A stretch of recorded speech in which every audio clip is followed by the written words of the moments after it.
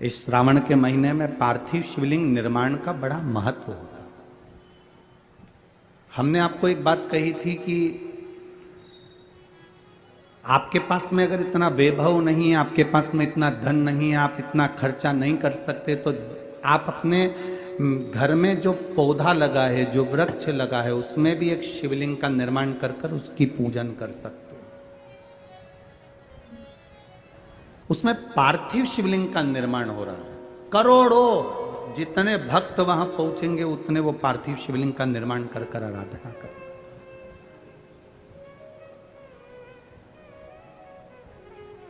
गुरु जी ने कहा, वाल्मीकि बाबा ने, कि आप ऋषिवर ने कह दिया कि आप शिवलिंग का निर्माण करो, आराधना करो।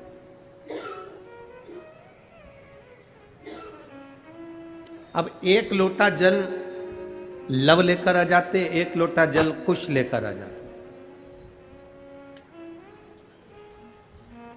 एकांत में माता जगत जननी ने, मां सीता ने, जानकी जी ने एकांत में एक शिवलिंग का निर्माण कर लिया और उस शिवलिंग का निर्माण कर कर उसका पूजन, लव लोटा भरकर जल लाते, कुश लोटा भरकर जल लाते। माँ उन लोटा भर के जल को दो हाथों में लेकर भगवान शंकर के ऊपर समर्पित करती माँ।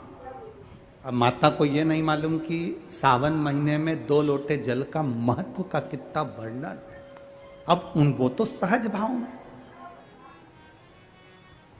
वो तो सरल स्वभाव के वश। लव कहता है मां मैं जल भर कर लाया हूं, कुश कहता है मां मैं जल भर कर लाया हूं, ले महादेव को चढ़ाओ। और दोनों के हाथ से जल लेकर मां दोनों का जल चढ़ाती है, दोनों का जल।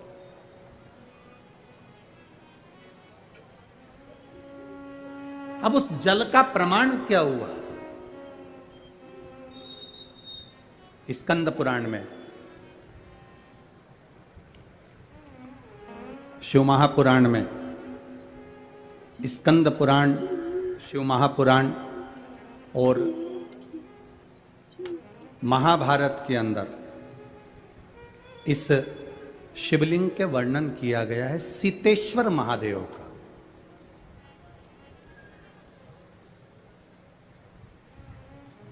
कभी मौका मिले नैनीताल, और नैनीताल में जो वन क्षेत्र है जो सिंहों के लिए, शेरों के लिए, जीवों के लिए रखा गया है, उस क्षेत्र में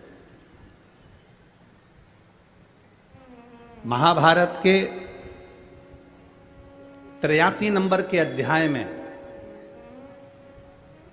और 48 नंबर श्लोक से लेकर 60 नंबर श्लोक में सीतेश्वर महादेव का वर्णन है।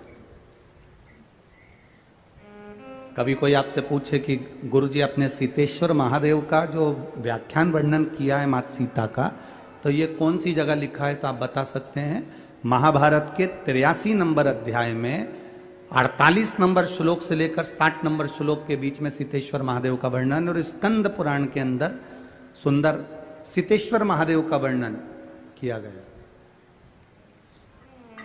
अब मां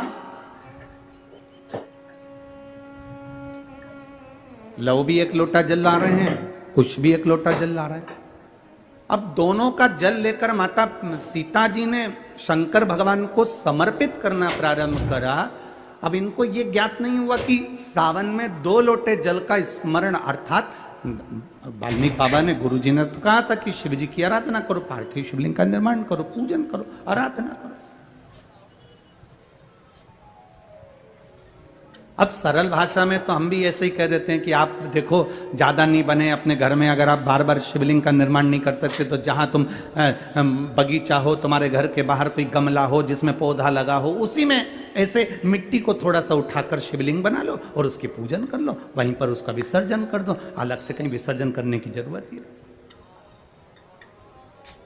पूजन करा, विसर्जन करा।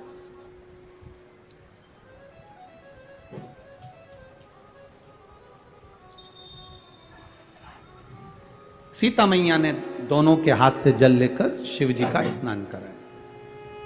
अब जरा कावड़ जल की महत्वता को समझिएगा कि कावड़ जल की महत्वता कितनी, वो 2 लोटा का जो जल है उसकी महत्वता कितनी है। दुनिया भले हंसे, दुनिया भले ताना कसे, कि कावड़ चढ़ाने से होगा क्या, कावड़ के जल से होगा क्या। उसकी महत्वता देखिए हमारा शास्त्र कितना कह रहा है।